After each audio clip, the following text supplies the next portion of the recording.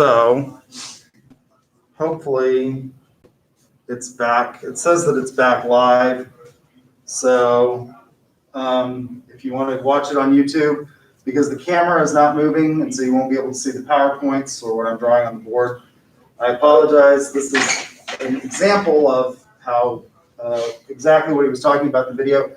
For those of you in the extended classroom, it was, if you'll type in why privacy matters in TED Talks, you can watch the video after class if you weren't able to hear it all or see it all, because my YouTube got cut off, and obviously the camera I've moved. I'm trying to wave at it and it's not moving. So I apologize for the technical difficulties. It's one of those things that we have to sort of deal with and adjust to in our brave new world. Which, by the way, Peacock, for those of you who are interested, Peacock has just launched a new series based on Aldous Huxley's Brave New World. It's actually pretty good. If you like dystopians, which I do, it's kind of an interesting thing. So anyway, normally I ask in this class after we watch the video about how you can tell that the video is actually out of date. And since the people in the extended class didn't get an opportunity to do that, I will, yes, it should be back.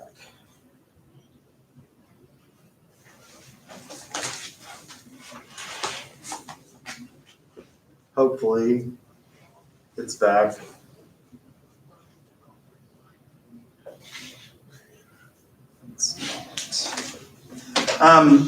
So I asked how you can tell that this is actually out of date. And the major way that you can tell that this is out of date is that he talks about in the future, people will be able to look at you through their Google Glasses.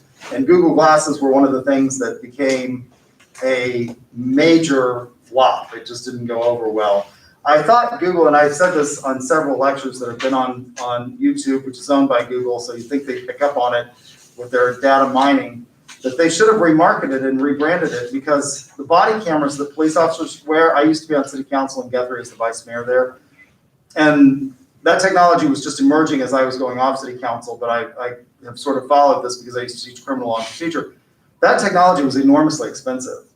It was something like, at one time when we looked at it, it was like $10,000 an officer to put in a body cam. It's manufactured by, at that time, I think there was only one manufacturer, and that was Taser, which is the manufacturer of the stun guns as well.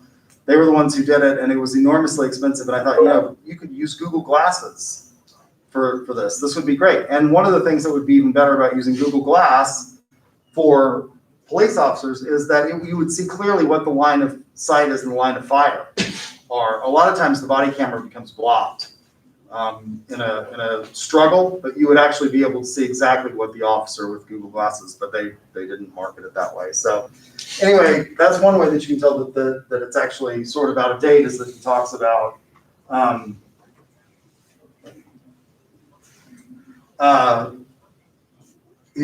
Google Glass. And the other way you can tell that it's really a few years old is that he says, he talks about Minority Report, which was supposed to take place in 2054, and he says that's about 40 years from now, so obviously that's 2014 if you do the math, which a lot has happened in the last few years since that's happened.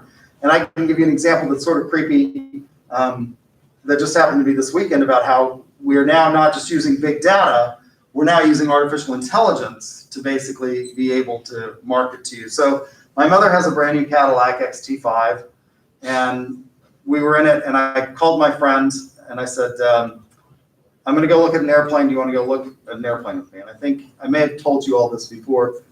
I have a commercial pilot's license. That's actually what I wanted to do. I wanted to be an airline transport pilot, but I didn't get the opportunity because I graduated in 1992, and that time, Bill Clinton was elected, the military was downsizing, the Cold War was over, and so there were just not a lot of pilot slots to be had. The way you get to be an airline transport pilot, and we have a professor here in the department, Dr. Jones, whose husband was an airline transport pilot, but he started out in the Air Force. That's how you get to be an airline transport pilot. You go into the Air Force and you fly heavy, so you don't fly jets, you fly transport, C-130s and things like that.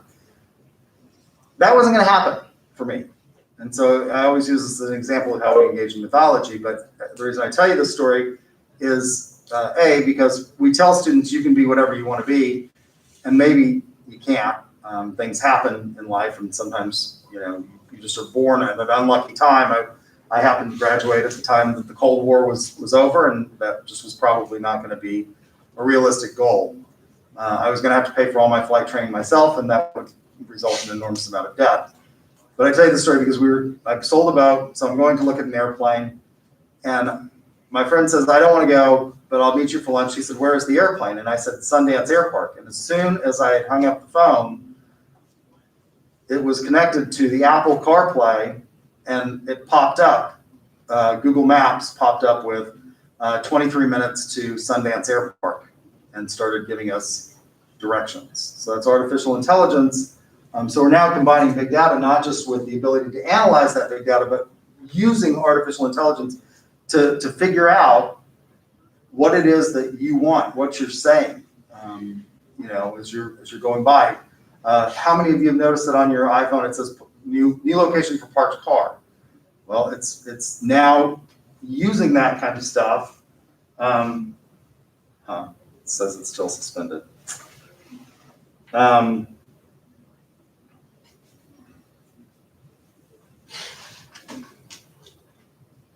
It says it's live now, and we're at 6 minutes.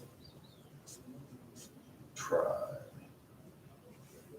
Oh, it's back up now.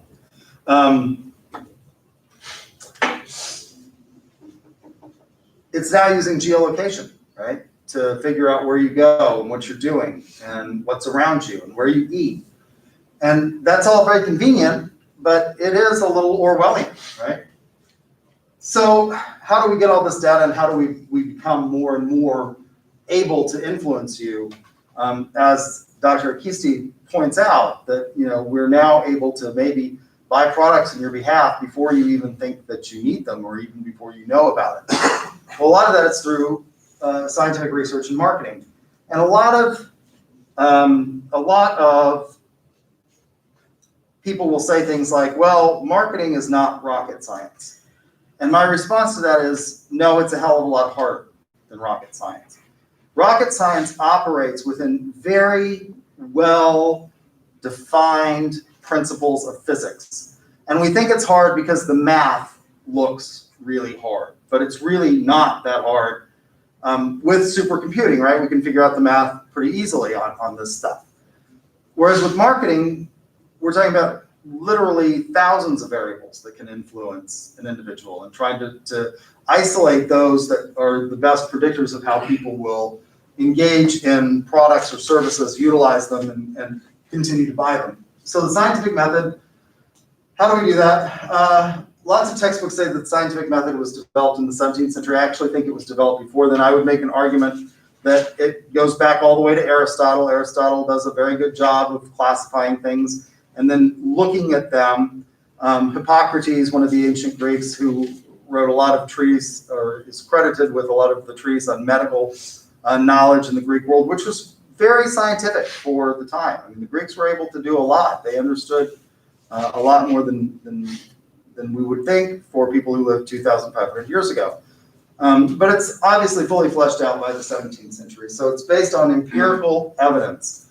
Hippocrates considered himself an empirikoi, or an empirikos, which is the singular of empirikoi, which means literally to count things, right? So it's based on empirical observation. So we have to be able to count. And it's interesting how we can even count and quantify, in many respects, qualitative research now.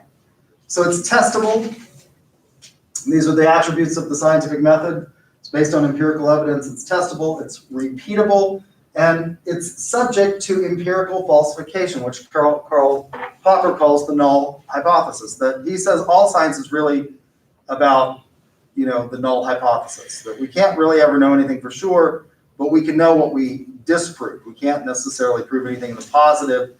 It's all about what we can disprove. So let's take a very simple example. If we start out with the hypothesis, we go out in the world and we look at things and we notice that cows eat grass. So we come up with this hypothesis, all cows eat grass.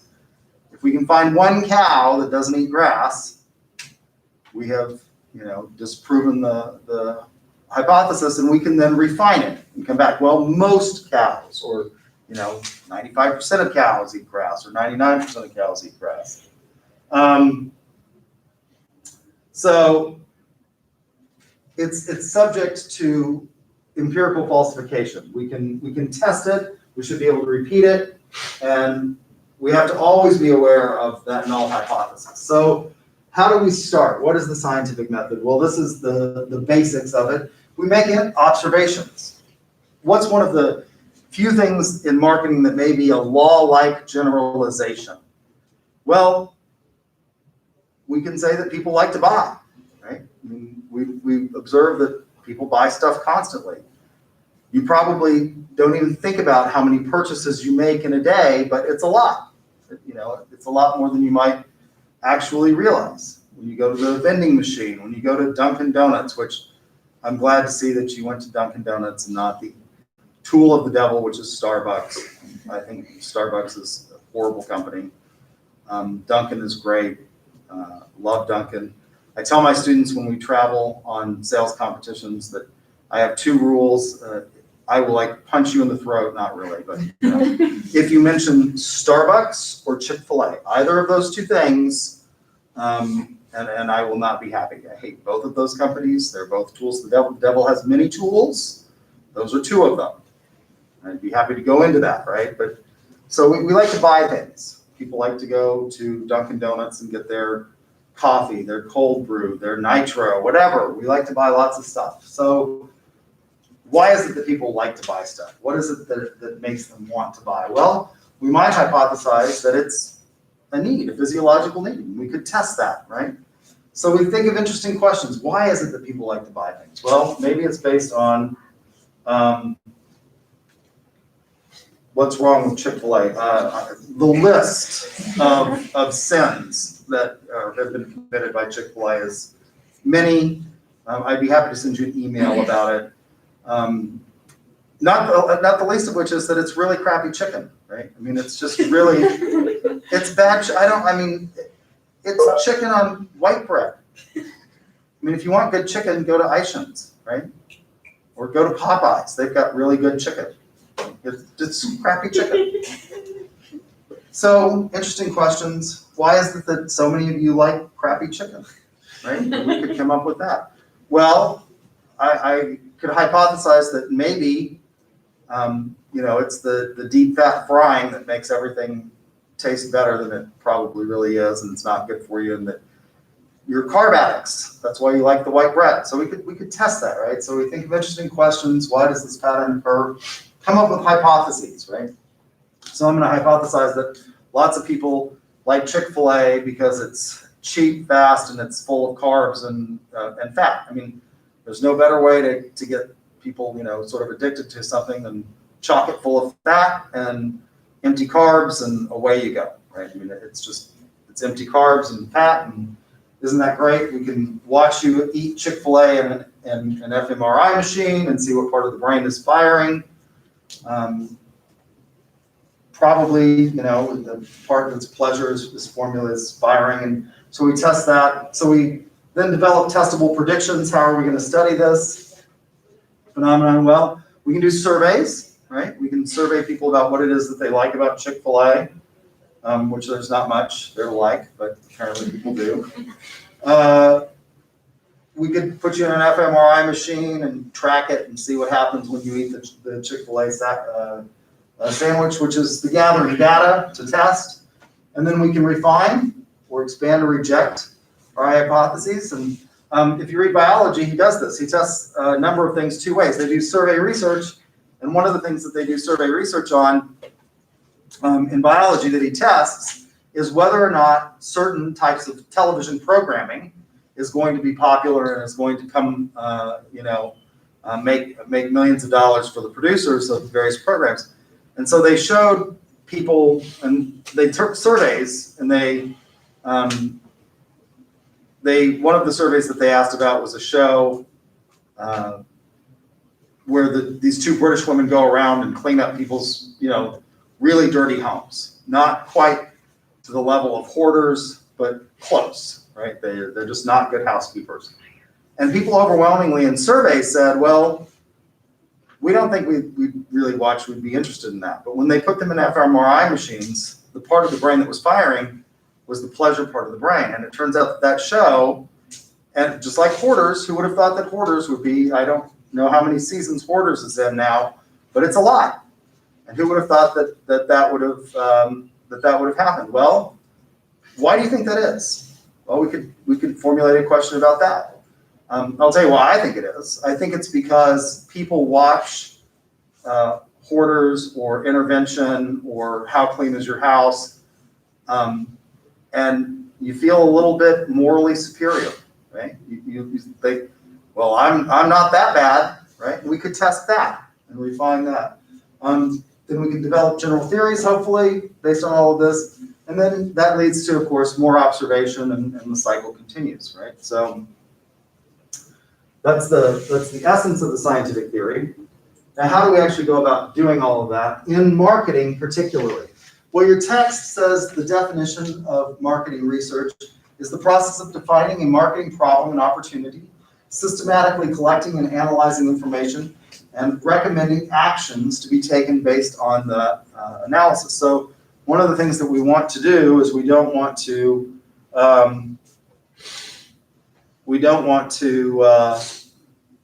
just gather all this data, put it in a report, and then do nothing with it, right? The purpose is to actually take actions that will increase the company's value or sales or ROI or whatever the goal is of the specific project. So how do we then go about doing that? And what are some of the challenges that we have with regard to this?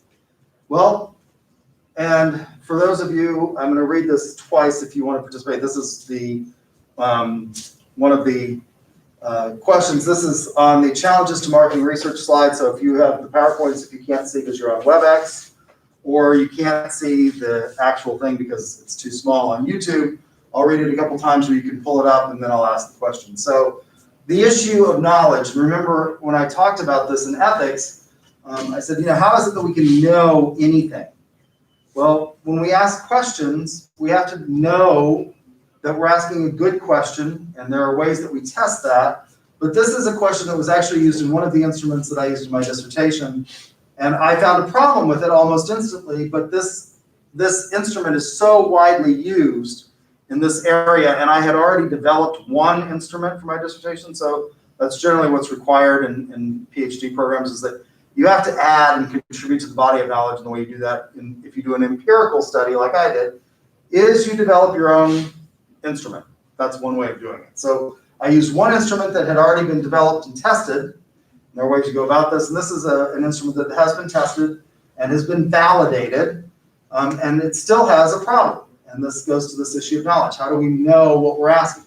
So this is the question, and it uses what's called a Likert scale, where you say, I agree, or I strongly agree, I agree, I'm neutral, I don't agree, or I strongly disagree, or strongly don't agree. And you can have more than that on the Likert scale. You can have 7 points or whatever, where you go, I strongly agree, I moderately agree, I slightly agree, I have no opinion, I slightly disagree, I moderately disagree. You get the point, right? You don't have to necessarily have a 5, but in this case, it is a 5-point scale. And the question reads, and they tell you in the instructions, tell us how much you agree or disagree with the following statements.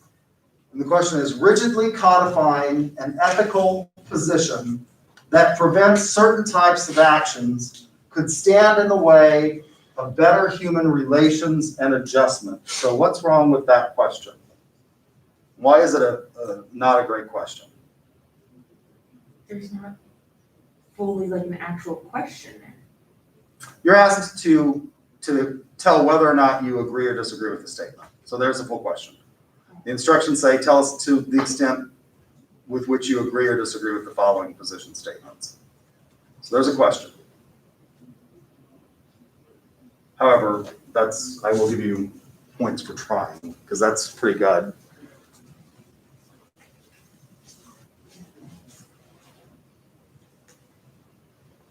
You're at least thinking.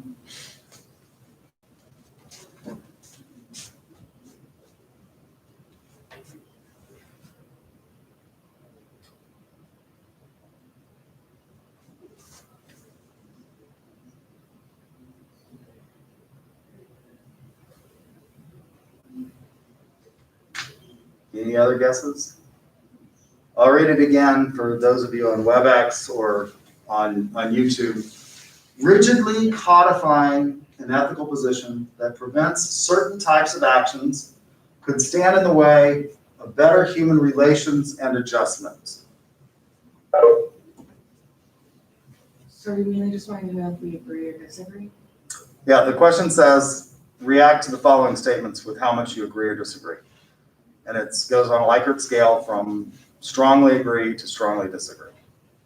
Yeah. It's a very vague or broad statement. So depending on the situation, if it was narrowed down more as to what the position and all that was, people might answer it differently than if you just provided that blanket statement. Okay. So you think that it's too broad? Okay, maybe.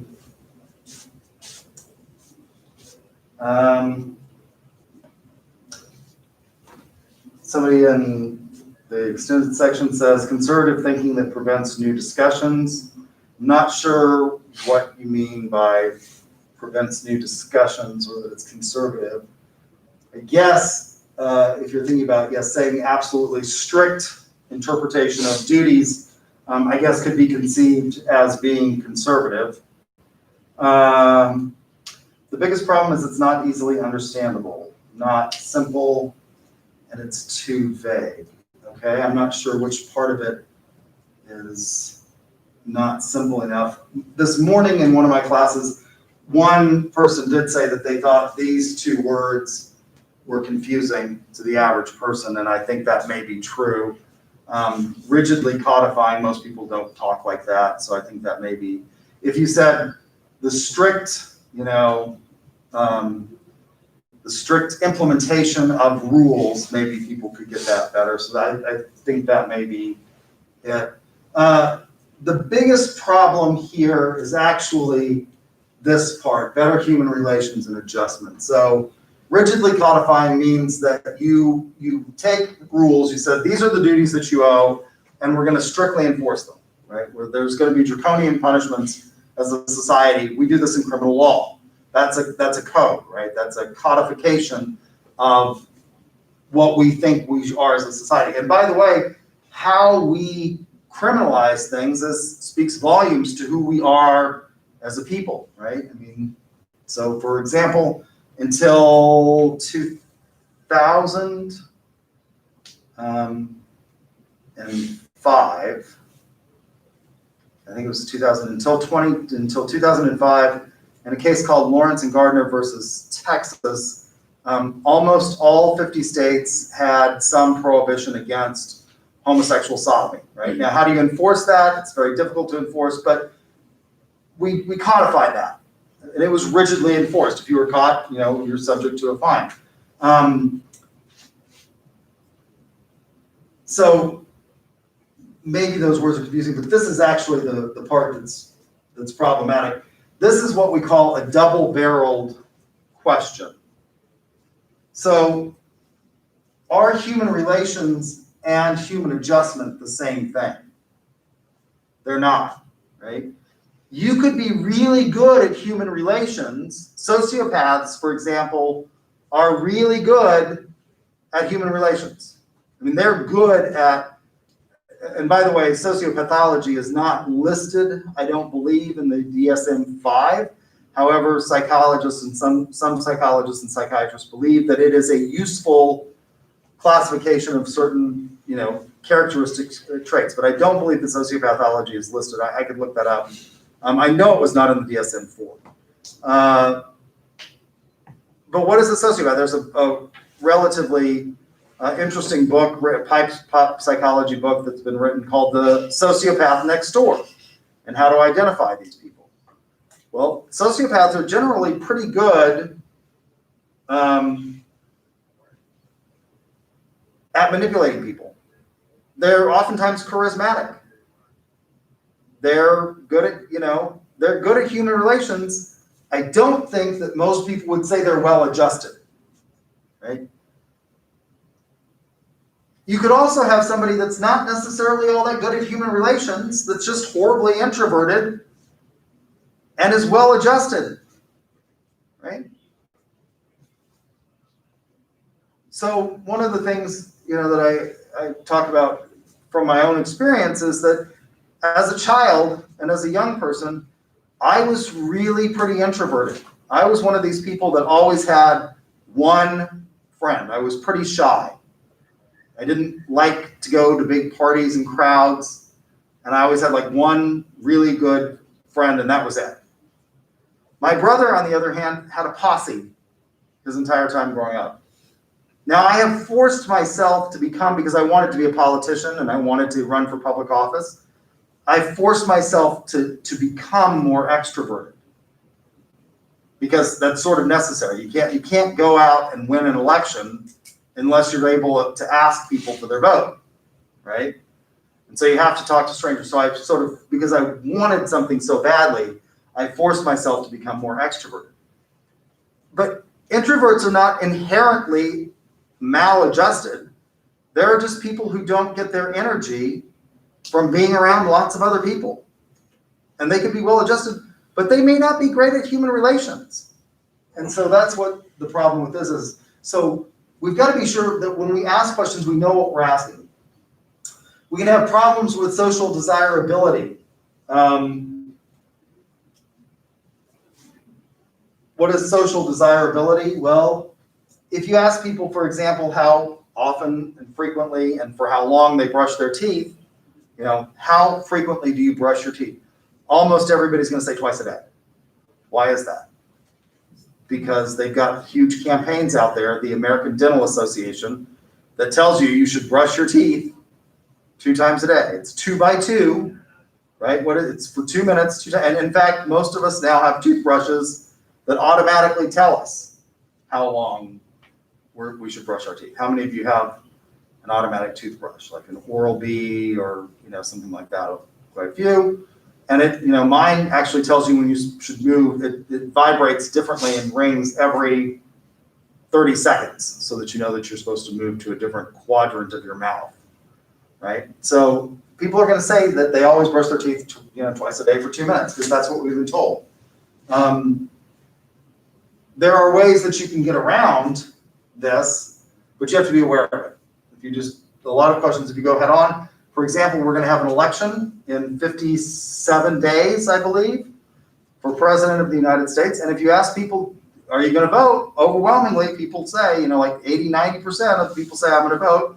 And what percentage of the population actually goes out and votes?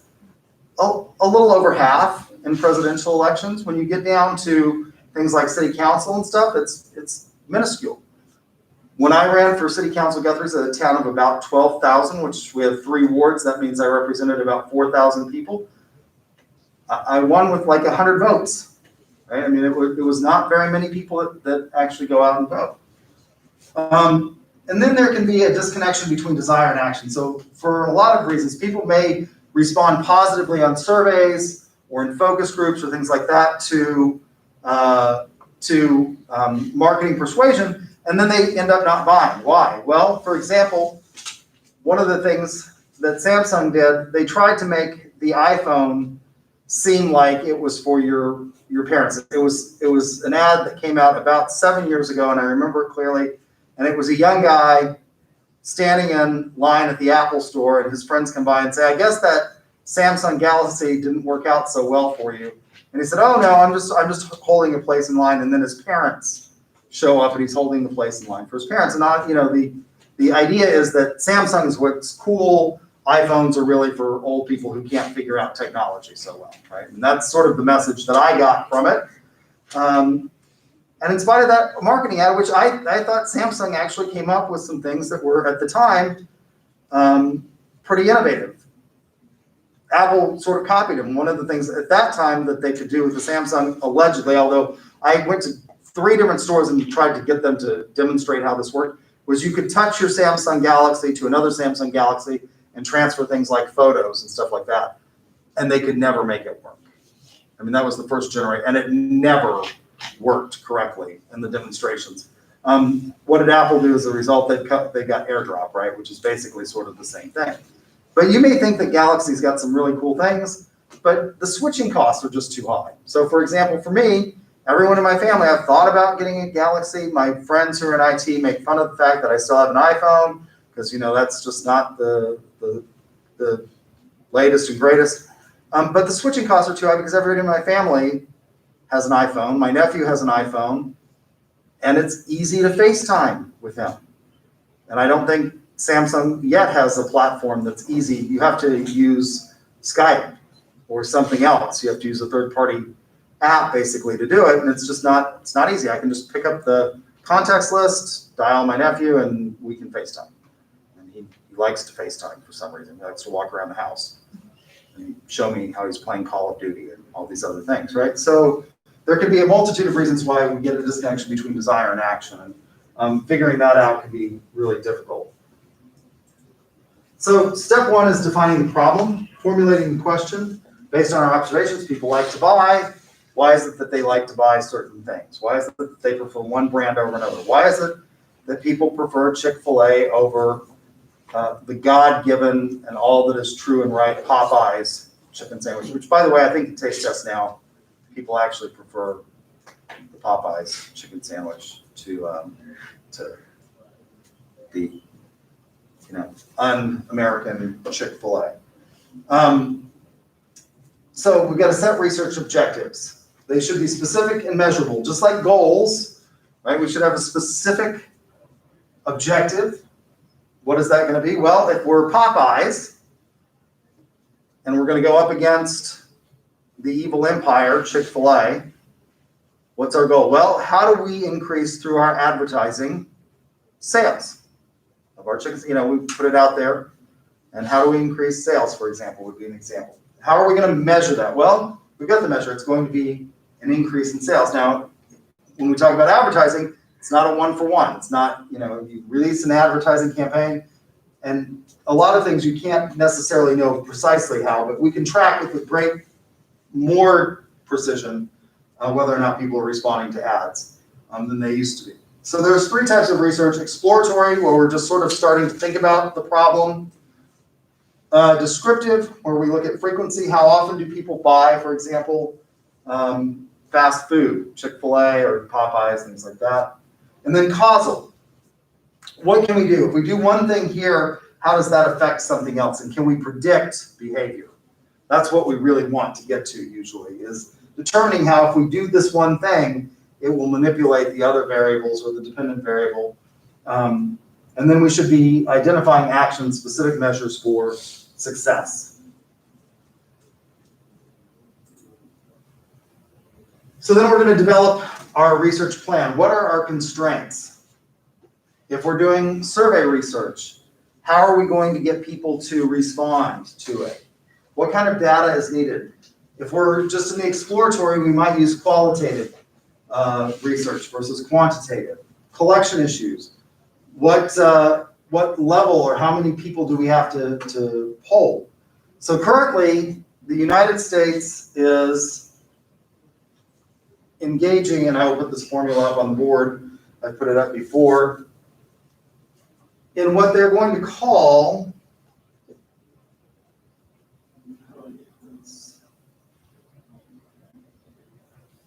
what they're calling a census. It's actually not a census.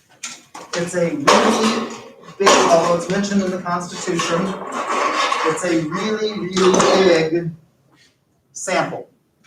So the formula for standard deviation of a population is lowercase sigma, the square root of uppercase sigma, xi minus mu squared over n. We start with 1 and we go to the nth number, right? Normally, we just use a sample, in which case we'll have S equals sigma xi minus x bar squared, where this is the mean of the population, over n minus 1, or I equals 1 to the n. And the reason I tell you this is because we're going to talk about some types of data analysis in a minute, and we're actually going to use part of this formula as an example of that. So this is the standard deviation. It's a measure of dispersion. So when we think about that, it's really, really hard. Of course, the more data we can get, we generally think the better off we are. And the United States is collecting what they're calling a census, which is really just a very big sample. And why is it really just a very big sample? And this is an example of an issue with collection. If we have to have the entire population, which is what's called for in the United States Constitution, how are we going to get that? There are just a certain number of people, for example. In theory, I guess it is possible to count every single person in the United States, but it becomes really, really difficult. Why? Well, there are homeless people in this country, and they do try to get them. They actually send people out, but they would have to spend a lot more time actually going door to door or face to face than they're actually going to be able to do in order to find every single one of those people, right? I mean, they literally do this. They go and they look under bridges, and they go to homeless shelters, and they try to count people. But there are also a lot of people who just don't want to be found. They don't trust the government. They will not answer their door for the census taker. Maybe they live, off in the country, and they've got a big gate. And when the census taker comes to the gate and rings the buzzer or whatever, they just are not going to respond. They're not going to come. They're not going to participate. So it's really just a very big sample. So this can be an example of how it can be difficult to collect at a national level, for example. How much data are we going to need? And it can be very difficult to collect that. So normally we use sampling rather than the population. And population in statistics is defined as a well-defined collection of units. So we could, in theory, get a census, for example, if we said we're going to take a census of the opinions of everybody in principles of marketing at the University of Central Oklahoma that meets on 9:30 on Tuesdays and Thursdays, right? We could get a good census there, but when you get much beyond that, it becomes really, really difficult. When you define the collection of units as everyone in the United States, you can see why it's going to be a problem. So how do we get participation then? Well, there are a number of ways.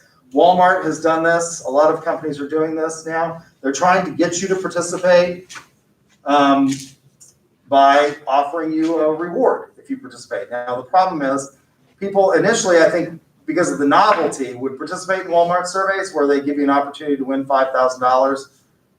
I think the numbers have dropped off, although they won't tell you exactly.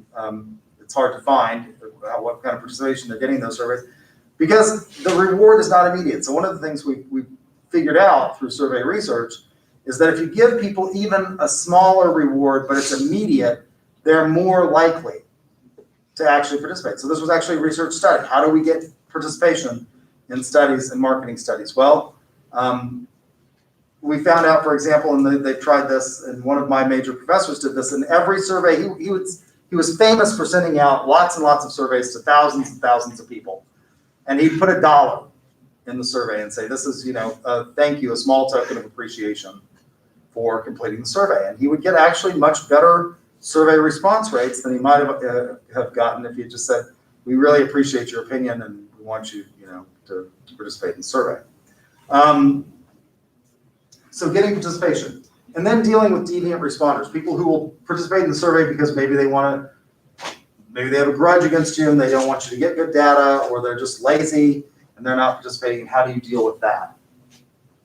Could be an issue in collection. Collecting information, the data that we use. Secondary is already collected.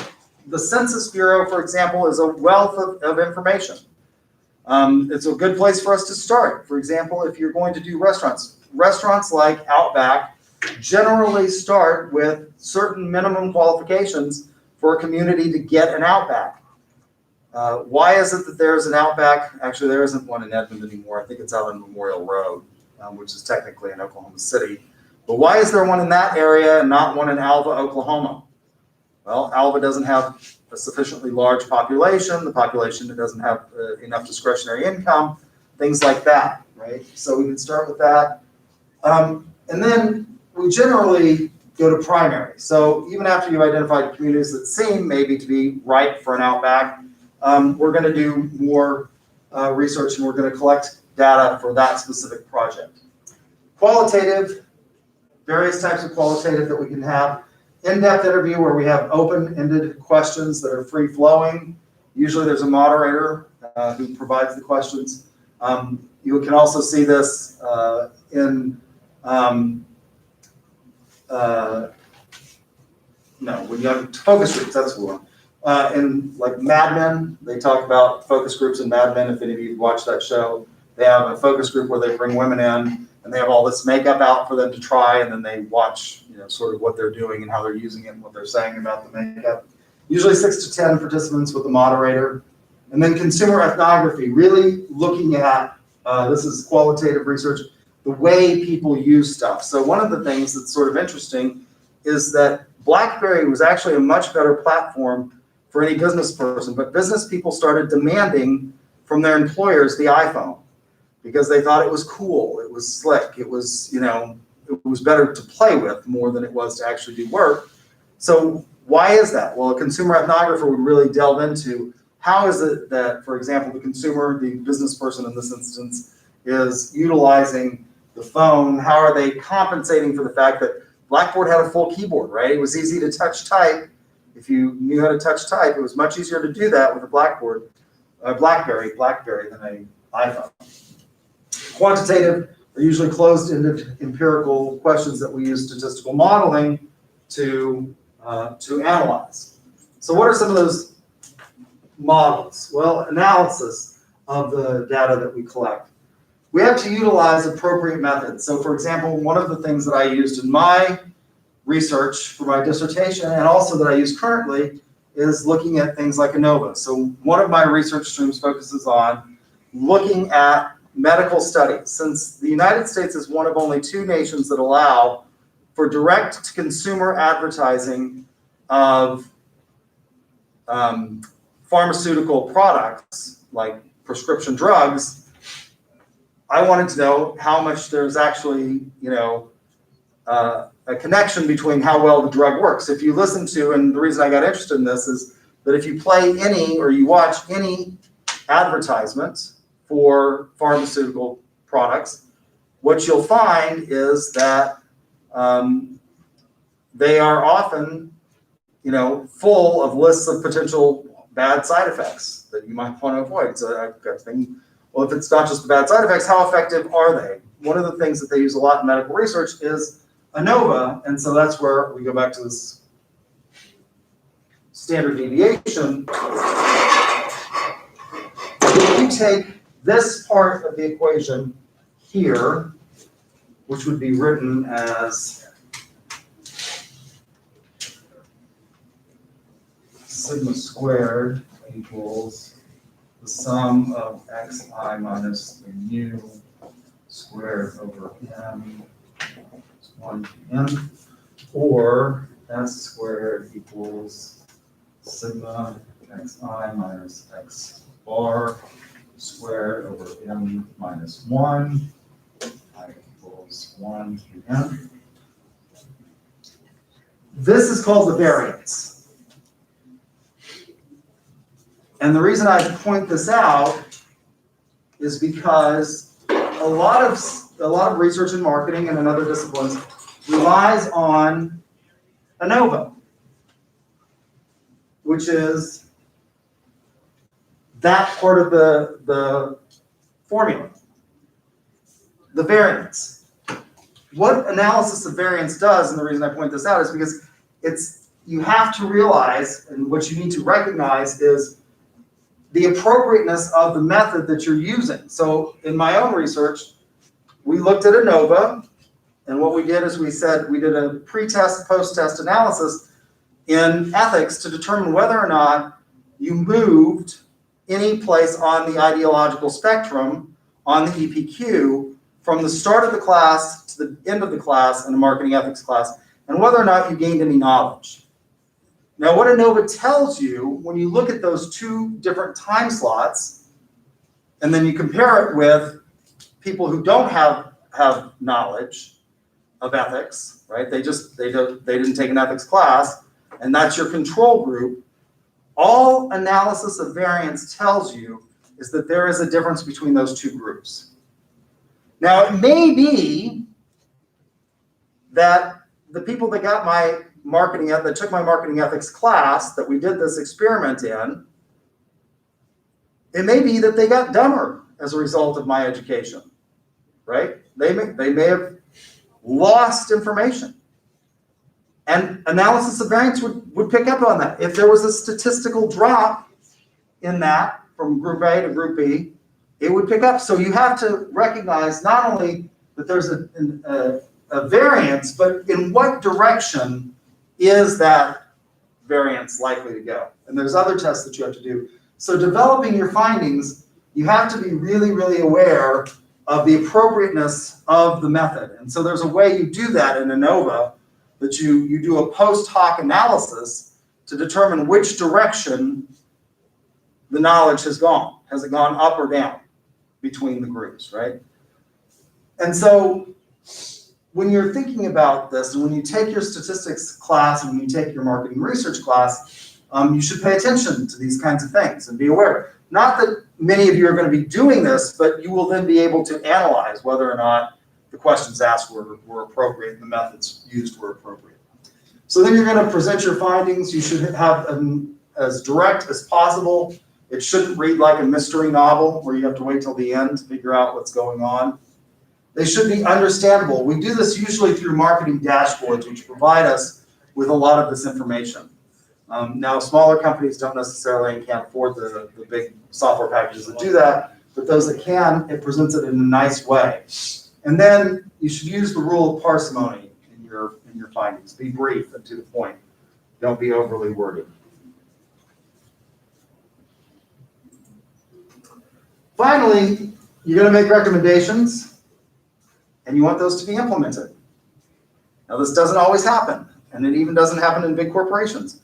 One of my colleagues and I used to do research on taste tests, and one of her clients that she had, and we used UCO students for this, we filled out an IRB and got permission to do this, and we also did it at OSU, was Sonic.